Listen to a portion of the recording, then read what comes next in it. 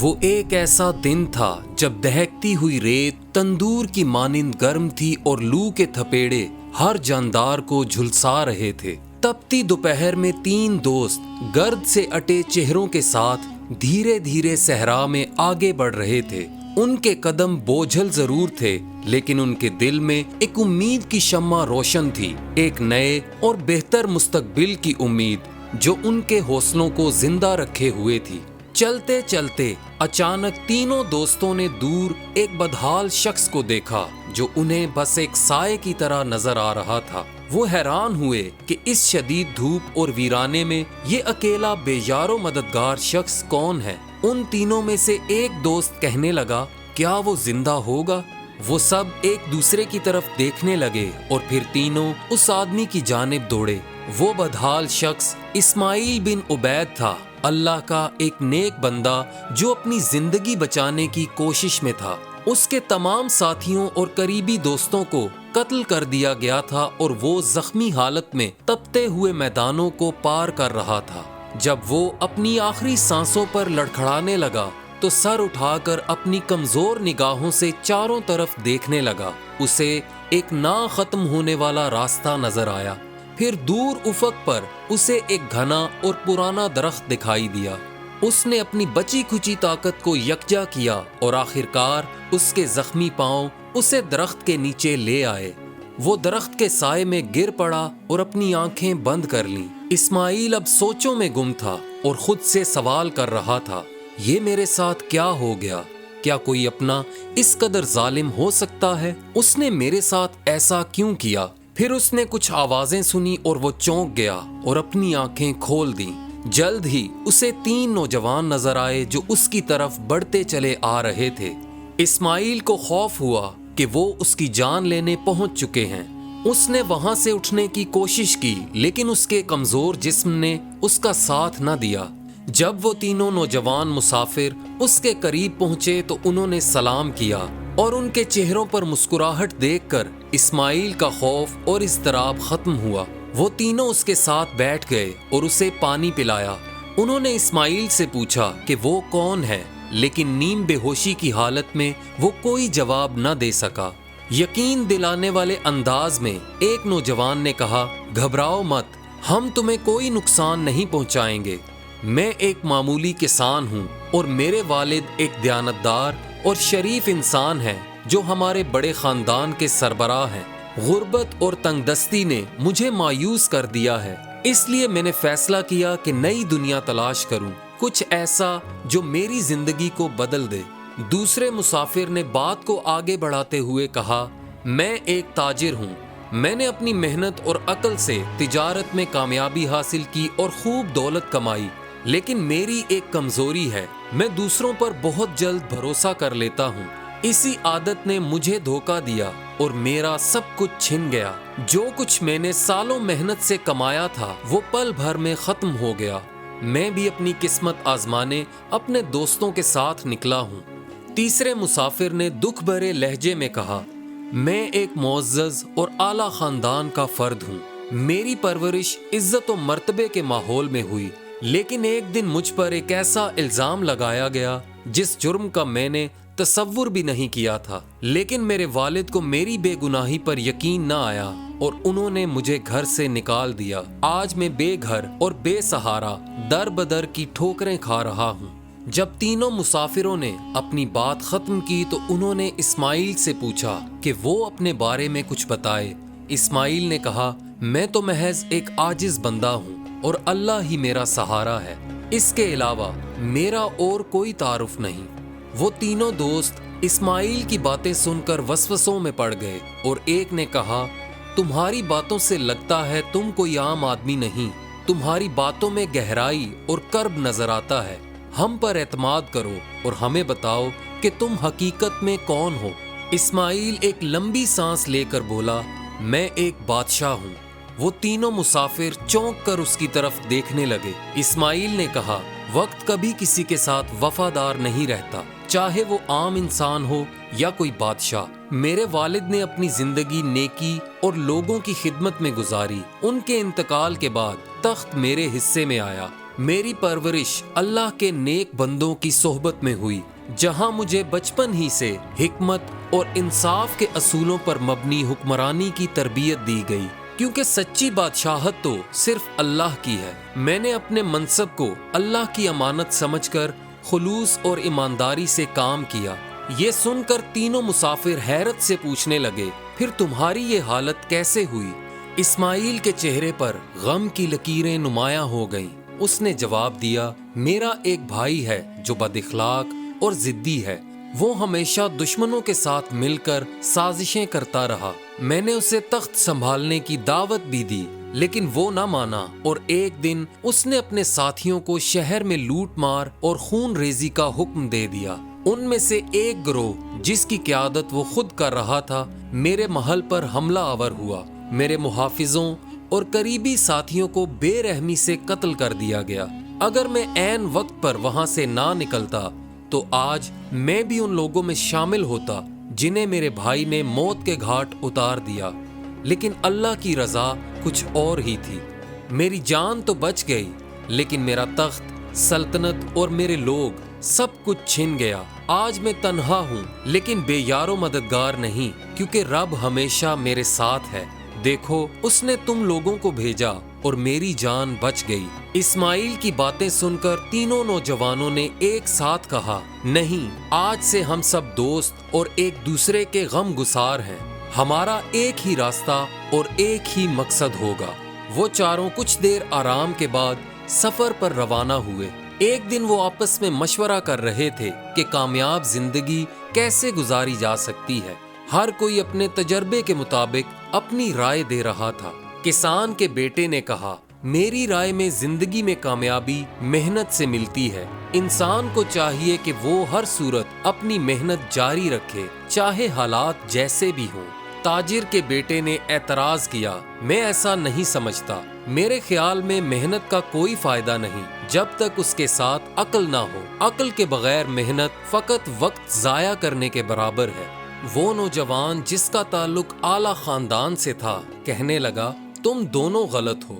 میرے دوستو، انسان کو اس کے مقصد تک نہ تو عقل پہنچا سکتی ہے اور نہ ہی محنت۔ میرے خیال میں خوبصورتی، رکھ رکھاؤ اور اچھی بول چال ہی ایسی چیزیں ہیں جو سب حالات کو بہتر بنا سکتی ہیں۔ یہی وہ خوبیاں ہیں جو ہمیں موجودہ بحران سے نکالیں گی۔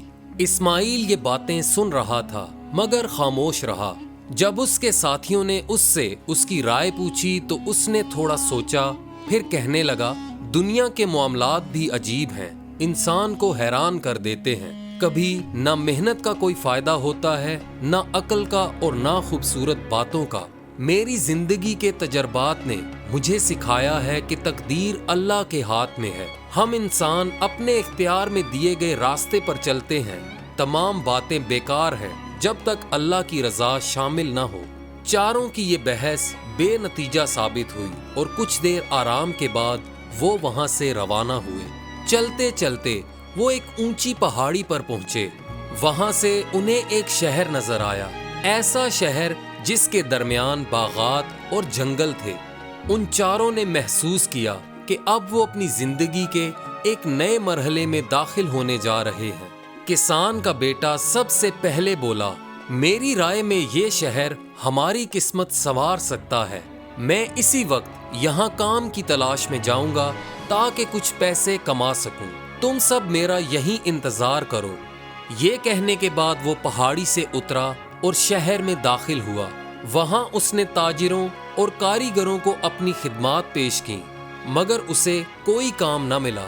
آخر کار ایک جنگل میں اس کی ملاقات ایک لکڑہارے سے ہوئی۔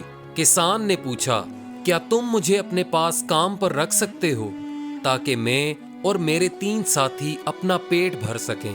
لکڑہارے نے جواب دیا، یہ کلہاڑی لو، لکڑیاں کاٹو اور انہیں شہر لے جا کر بیچو، تمہیں اس کام کا آدھا دینار ملے گا۔ چند گھنٹوں کی سخت محنت کے بعد کسان کے بیٹے نے لکڑیوں کا ایک گٹھا جمع کیا اور اسے شہر میں لے جا کر بیچ دیا۔ اس طرح محنت سے اس نے آدھا دینار کمایا اور اپنے ساتھیوں کے لیے کھانا خریدا۔ واپسی پر اس نے شہر کے داخلی دروازے پر لکھا، محنت کا اجر آدھا دینار، جس سے ہمارا پیٹ بھرے گا۔ وہ کھانا لے کر دوستوں کے پاس پہنچا اور سب نے خوشی خوشی کھانا کھایا اور اللہ کا شکر ادا کیا۔ اگلی صبح سب نے اعلیٰ خاندان سے تعلق رکھنے والے لڑکے سے کہا، چلو اب تم شہر جاؤ اور اپنی خوبصورتی اور باتوں کی چاشنی کا فائدہ اٹھاؤ اور کچھ کما کر دکھاؤ۔ جب وہ شہر میں داخل ہوا تو یہاں وہاں گھومتا رہا، لیکن وقت کے ضیاع کے علاوہ اس کے ہاتھ کچھ نہ آیا۔ وہ مایوس ہو کر واپس آ رہا تھا کہ اسے ایک آدمی ملا اور اس سے کہنے لگا، میں ایک مصور ہوں اور جہاں بھی مجھے حسن نظر آتا ہے اس کی تصویر بناتا ہوں۔ کیا تم اس بات پر راضی ہو کہ میں تمہاری تصویر بناؤں جو اس شہر میں خوبصورتی اور جوانی کا نمونہ ہو؟ مسافر نوجوان کو اپنے کانوں پر یقین نہ آیا اور اس نے بھی اشارے سے اپنی رضامندی ظاہر کر دی۔ مصور اپنے گھر چلا گیا اور نوجوان بھی اس کے پیچھے پیچھے چل پڑا۔ گھر پہنچ کر مصور نے اسے شاہی لباس دیا۔ نوجوان نے وہ کپڑے پہن لیے اور مصور کے کہنے پر تخت پر بیٹھ گیا اور اس نے تصویر بنانا شروع کی۔ جب اس کا کام مکمل ہو گیا تو اس نے نوجوان کو 100 دینار دیے۔ نوجوان کی خوشی کی حد نہ رہی۔ وہ شہر کی منڈی میں گیا اور وہاں سے کھانے پینے کی چیزیں اور اپنے دوستوں کے لیے کپڑے اور جوتے خریدے۔ جب وہ واپس آ رہا تھا تو اس نے شہر کے داخلی دروازے پر اپنے کسان دوست کی تحریر کے نیچے لکھا، خوبصورتی محنت سے بہتر ہے، خوبصورتی کی ایک دن کی قیمت 100 دینار۔ جب وہ واپس پہنچا تو سب دوستوں نے مل کر کھانا کھایا اور نئے لباس پہنے۔ کچھ دن گزرے اور پیسہ ختم ہوا تو اسماعیل نے تاجر کے بیٹے سے کہا، اب تمہاری باری ہے اور عقل آزمانے کا وقت آ گیا ہے۔ جاؤ اور اپنی عقل کے ذریعے ہمارے لیے کچھ کھانے کا بندوبست کرو۔ تاجر کا بیٹا بھی شہر گیا، لیکن وہ انجان تھا۔ اسے کچھ سمجھ نہ آئی کہ کیا کرے اور کیا نہ کرے۔ وہ بازار کی طرف چلا۔ وہاں اس نے دیکھا کہ سب تاجر اپنا کاروبار چھوڑ کر ساحل کی طرف دوڑ رہے ہیں۔ وہ ان کے پیچھے پیچھے چلتا رہا، یہاں تک کہ وہ ساحل تک پہنچا، جہاں تجارت کے مال سے بھرا ہوا ایک عظیم جہاز لنگر انداز تھا۔ شہر کے تاجروں نے جہاز پر چڑھ کر سامان خریدنے کے لیے بحث و مباحثہ کیا، مگر قیمت زیادہ ہونے کی وجہ سے انہوں نے کچھ نہ خریدنے کا فیصلہ کیا اور لوٹ آئے۔ انہوں نے کہا کہ چند دن بعد جب سامان بیکار ہو جائے گا تو اس کا مالک اسے کم قیمت پر بیچنے پر مجبور ہو جائے گا۔ جب شہر کے تمام تاجر اپنے کاموں پر واپس چلے گئے تو عقل مند تاجر نے جہاز کے مالک سے سارا سامان 1,00,000 دینار میں خرید لیا، لیکن ان سے کہا کہ وہ رقم کل ادا کرے گا۔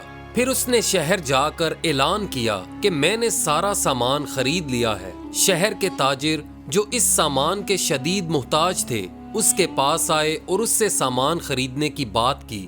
بات چیت کے بعد انہوں نے اس سے سامان 1,00,000 اور 1,000 دینار میں خرید لیا۔ نوجوان نے تاجروں سے رقم لی اور جہاز پر جا کر اس کے مالک کو 1,00,000 دینار دے دیا اور سارا سامان تاجروں کے حوالے کر دیا۔ اپنی عقل کے بل بوتے پر اسے 1,000 دینار کا منافع ہوا۔ اب نوجوان تاجر نے شہر کے داخلی دروازے پر اپنے دوستوں کی تحریر کے نیچے لکھا، عقل سب سے بڑی طاقت ہے، ایک دن کی قیمت 1,000 دینار۔ چاروں دوست اس رقم سے کئی ہفتوں تک خوشی سے گزارا کرتے رہے۔ جب رقم ختم ہو گئی تو تینوں نے اسماعیل سے کہا، اب تمہاری باری ہے، تم محنت، خوبصورتی اور عقل پر یقین نہیں رکھتے، اب جاؤ اور تقدیر کے سہارے ہمارے لیے کچھ کمائی کر کے لاؤ، اب امتحان کا وقت آ چکا ہے۔ اسماعیل تو ایک بادشاہ تھا، اس نے زندگی میں کبھی روزی کمانے کا کام نہیں کیا تھا۔ وہ حیران تھا کہ کہاں سے شروع کرے۔ جب وہ شہر میں داخل ہوا تو اس نے دیکھا کہ لوگ روتے اور ماتم کرتے ہوئے ایک جگہ اکٹھے ہو رہے ہیں۔ جب اس نے پوچھا تو معلوم ہوا کہ ملک کا بادشاہ انتقال کر گیا ہے۔ جنازہ نمودار ہوا اور لوگ ماتم کرتے ہوئے بادشاہ کو آخری رسومات کے لیے لے جا رہے تھے۔ اسماعیل بھی وہاں موجود تھا مگر ماتم میں شریک نہ ہوا۔ ایک تاجر نے اس سے سوال کیا، تم کون ہو اور یہاں کیوں کھڑے ہو؟ تم ماتم کیوں نہیں کر رہے؟ اسماعیل نے کوئی جواب نہ دیا۔ تاجر نے اسے دوسری سلطنت کا جاسوس سمجھ کر سپاہیوں کے حوالے کر دیا، جنہوں نے اسماعیل کو قید خانے میں ڈال دیا۔ ادھر اس کے تینوں ساتھی اسی جگہ پر اس کی واپسی کا انتظار کرتے رہے، اور جب وہ دوسرے دن بھی واپس نہ پہنچا تو خبر معلوم کرنے وہ شہر کی طرف چل پڑے۔ بادشاہ جو دنیا سے گزر چکا تھا، اس کی نہ تو کوئی اولاد تھی اور نہ ہی کوئی بھائی جو اس کی وفات کے بعد تخت سنبھال پاتا۔ اس نے اپنی زندگی میں ایک خط اپنے سب سے قریبی اور بھروسہ مند وزیر کے نام تحریر کر رکھا تھا اور اسے تلقین کی تھی کہ میرے مرنے کے بعد ہی اس خط کو کھولنا۔ جب وزیر نے وہ خط کھولا تو اس میں بادشاہ کی وصیت درج تھی۔ وہ اپنی زندگی میں ہی فیصلہ کر چکا تھا کہ اس کے تخت پر کوئی ایسا شخص بیٹھے گا جو نہ تو اس کا وزیر ہو اور نہ ہی کوئی عہدیدار، بلکہ کوئی ایسا عام شخص جسے شاہی آداب، حکمرانی کی حکمت اور انصاف پسندی کے اصول معلوم ہو۔ بادشاہ کے خط میں کچھ سوال درج تھے جن کے درست جواب دینے والے کو ہی بادشاہی مل سکتی تھی۔ چند روز بعد شہر کے معززین نے بادشاہ کے جانشین کے لیے مشورہ کیا اور طے کیا کہ بادشاہ کی وصیت کو پورا کیا جائے۔ چنانچہ اعلان کروایا گیا کہ جو کوئی بادشاہ کے چھوڑے گئے سوالوں کے جواب دے پائے گا اور ان شرائط پر پورا اترے گا تو اسے ہم اپنا بادشاہ تسلیم کریں گے۔ بہت سے لوگ آئے لیکن کوئی بھی بادشاہ کے سوالوں کے جواب نہ دے سکا۔ سلطنت کے معززین پریشان تھے کہ تخت کو بنا بادشاہ کے زیادہ وقت کے لیے خالی چھوڑنا خطرے کو دعوت دینے کے مترادف ہے۔ ایک دن دکاندار نے اسماعیل کا ذکر کیا کہ ایک اجنبی قید خانے میں پڑا ہے، اگر ہم اس سے بات کریں اور پرکھیں تو ہو سکتا ہے وہ حکمرانی کے لیے موزوں ثابت ہو۔ لوگوں نے اعتراض کیا لیکن معززین کہنے لگے کہ آزمانے میں حرج ہی کیا ہے۔ وہ اسماعیل کے پاس گئے اور اس سے مختلف سوال کیے۔ انہوں نے پوچھا، وہ کون سا ایسا درخت ہے جس کی جڑیں زمین میں نہیں، اس کی ٹہنیاں بھی نظر نہیں آتی مگر وہ سایہ دیتا ہے؟ اسماعیل چونکہ بچپن ہی سے یہ تمام باتیں سیکھ چکا تھا تو اس نے جواب دیا، انصاف کا درخت۔ انہوں نے پھر پوچھا، وہ کون سی ایسی چیز ہے جس کو جتنا زیادہ چھپایا جائے وہ اتنی ہی زیادہ ظاہر ہوتی ہے؟ اسماعیل نے جواب دیا، سچائی۔ اسی طرح کے اور بھی بہت سے سوال انہوں نے اسماعیل سے پوچھے اور اس نے تمام سوالوں کے جواب درست دیے۔ اب ان تمام لوگوں کو احساس ہوا کہ اسماعیل کوئی عام شخص نہیں۔ سب معززین نے اس سے کہا کہ ہمارے ملک کی بادشاہی قبول کرو کہ یہ سب خدا کے فیصلے اور تقدیر کے حکم سے ہے۔ یوں اسماعیل کو رہائی ملی اور اسے بادشاہ مقرر کیا گیا۔ اس نے کہا، آپ لوگوں نے مجھے اپنا بادشاہ مانا، اب میری ذمہ داری ہے کہ انصاف اور حکمت سے لوگوں کے مسائل حل کروں تاکہ اللہ کے حضور سرخرو ہو سکوں۔ اسماعیل کو بادشاہوں کا لباس پہنا کر ایک ہاتھی پر سوار کیا گیا۔ بادشاہ کا جلوس شہر کے تمام علاقوں میں گھومتا رہا۔ جب جلوس شہر کے داخلی دروازے پر پہنچا تو اسماعیل نے وہاں بڑے حروف میں لکھی ہوئی تحریریں دیکھی، جنہیں پڑھ کر اسے معلوم ہوا کہ یہ وہ اقوال ہیں جو اس کے 3 دوستوں نے لکھے تھے۔ بادشاہ نے اپنے ایک ساتھی سے کہا کہ وہ شہر کے دروازے پر سابقہ تحریروں کے ساتھ یہ عبارت بھی لکھ دے، محنت، خوبصورتی، عقل اور جو بھی بھلائی یا برائی انسان کو پہنچتی ہے وہ سب خدا کے حکم اور فیصلے کے تحت ہوتی ہے۔ ادھر اسماعیل کے دوست اس کی تلاش میں مارے مارے پھر رہے تھے۔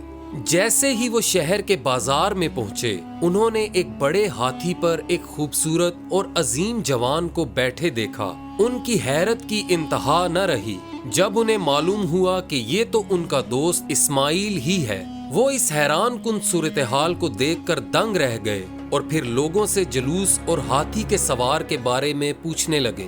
انہیں بتایا گیا کہ یہ سلطنت کا نیا بادشاہ ہے جسے شہر کے معززین نے چنا ہے، کیونکہ پرانے بادشاہ کی وفات کے بعد اس کا کوئی وارث نہ تھا۔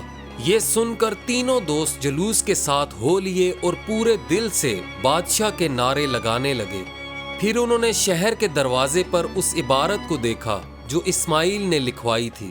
ان کے چہروں پر مسکراہٹ آ گئی، کیونکہ انہیں معلوم ہو گیا کہ ہر ایک نے اپنے عمل میں کامیابی حاصل کی۔ اب وہ ہجوم کو چیرتے ہوئے ہاتھی کے قریب پہنچے۔ اسماعیل نے اپنے دوستوں کو مسکرا کر دیکھا اور دل ہی دل میں خوش ہو گیا۔ پھر اس نے آنکھ کے اشارے سے انہیں جلوس کے ساتھ چلنے کو کہا۔ محل میں پہنچ کر بادشاہ نے اپنے دوستوں کو بلانے کے لیے پیغام بھیجا۔ جب وہ اس کے پاس پہنچے تو اسماعیل اپنی جگہ سے اٹھا اور انہیں گلے لگایا، جبکہ خوشی کے آنسو ان سب کے گالوں کو بھگو رہے تھے۔ دوستوں نے کہا، تم سچے تھے، یہ تمہارا خدا پر بھروسہ ہے جس نے تمہیں کامیاب کیا۔ اسماعیل نے ان سے کہا کہ زندگی میں محنت، عقل اور خوبصورت باتوں کا ہونا بھی ضروری ہے، لیکن مجھے جو بادشاہی ملی ہے یہ میرے اللہ کا انعام ہے۔ وہ جسے چاہے عزت دے اور جس کو چاہے ذلیل کرے۔ اب اس نے اپنے تینوں دوستوں کو ان کی عقل، محنت اور خوبصورتی کی بنیاد پر سلطنت میں مختلف عہدوں پر فائز کیا۔ کسان کے بیٹے کو محنتی اور صادق جانتے ہوئے اسے زراعت اور عام لوگوں کے مسائل حل کرنے کی ذمہ داری سونپی۔ تاجر کے بیٹے کو اس کی تجارتی سمجھ بوجھ کی بنا پر شہر کی تجارت اور معیشت کو بہتر بنانے کے عہدے پر مقرر کیا، اور اعلیٰ خاندان والے کو گفتگو کی مہارت کے باعث سفارتی معاملات اور محل کے انتظامات کا ذمہ دار بنایا۔ اس طرح ان تینوں دوستوں کو بادشاہی کے اہم ترین عہدے دے کر عزت اور محبت سے نوازا۔ جب اسماعیل کے بھائی کو خبر ملی کہ اب وہ ایک عظیم سلطنت کا بادشاہ ہے تو اس نے اپنی ناکامی تسلیم کر لی اور اس کے ساتھیوں نے بھی اسے چھوڑ دیا۔ اسماعیل نے اپنے بھائی سے کہا کہ یہ دنیا عارضی ہے، نہ یہ سلطنت ہمیشہ رہنے والی ہے، اور نہ ہم۔ انسان کو چاہیے کہ وہ اللہ کی رضا کے مطابق زندگی گزارے اور آخرت کی تیاری کرے۔ میرے دل میں آج بھی تمہاری محبت ہے، لیکن عدل کا تقاضا محبت پر بھاری ہے۔ اس طرح اسماعیل نے اپنے بھائی کو معاف نہ کیا اور عدل کے مطابق اسے سزا دی۔ یوں اسماعیل نے انصاف، دوستی اور خدا پر پختہ یقین کے ذریعے اپنی زندگی کو ایک کامیاب داستان بنا دیا۔